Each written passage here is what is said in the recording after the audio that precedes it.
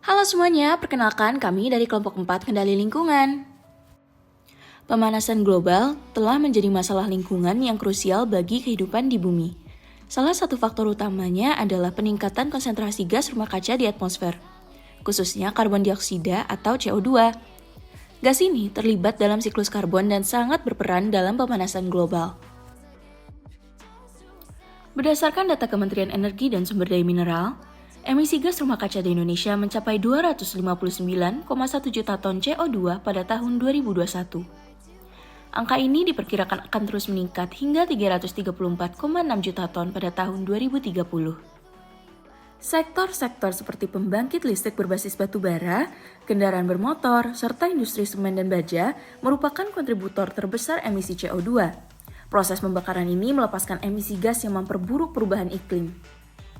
Metana, gas rumah kaca lain yang lebih kuat, dilepaskan dari peternakan, khususnya dari proses pencernaan hewan ruminansia seperti sapi. Tempat pembuangan sampah juga menghasilkan metana dari pembusukan bahan organik. Sektor pertanian menyumbang emisi NO2 melalui penggunaan pupuk nitrogen. Sementara itu, penggunaan refrigeran dalam pendingin ruangan dan lemari es dapat melepaskan HFCS, gas rumah kaca yang juga mempercepat pemanasan global. Salah satu contoh alat yang banyak digunakan adalah sensor MQ135. Sensor ini mendeteksi CO2 dan gas lainnya di udara melalui perubahan resistensi pada bahan semikonduktor. Setelah kalibrasi yang tepat, data dari sensor ini dapat digunakan untuk memantau kualitas udara secara real time. Mitigasi perubahan iklim membutuhkan langkah nyata. Dengan memanfaatkan teknologi pemantauan gas rumah kaca dan komitmen global, kita dapat bersama-sama mengurangi dampak pemanasan global demi keberlangsungan bumi yang lebih baik. Selamat datang pada simulasi sensor gas menggunakan Arduino Uno R3.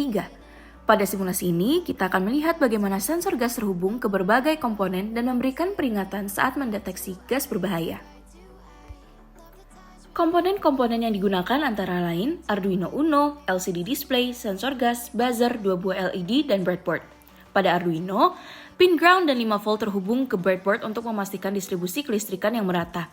Sensor gas memiliki 6 pin, di mana 5 diantaranya terhubung ke listrik, sementara 1 pin berfungsi sebagai input analog.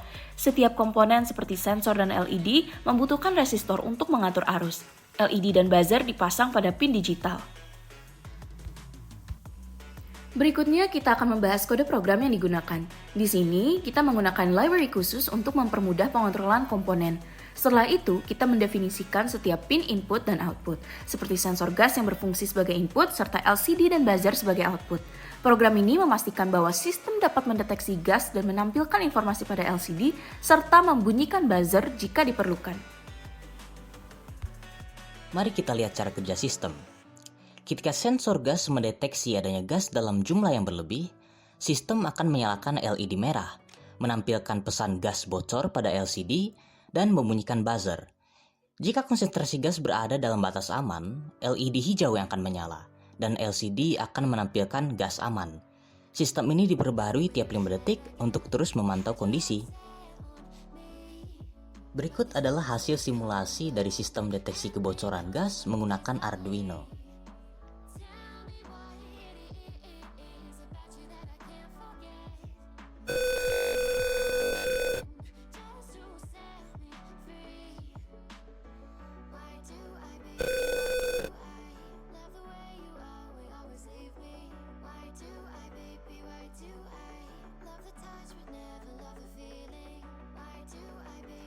Sebagai kesimpulan, simulasi ini menunjukkan bahwa sensor gas dapat mendeteksi kebocoran gas secara efektif dan memberikan peringatan dini untuk menghindari bahaya.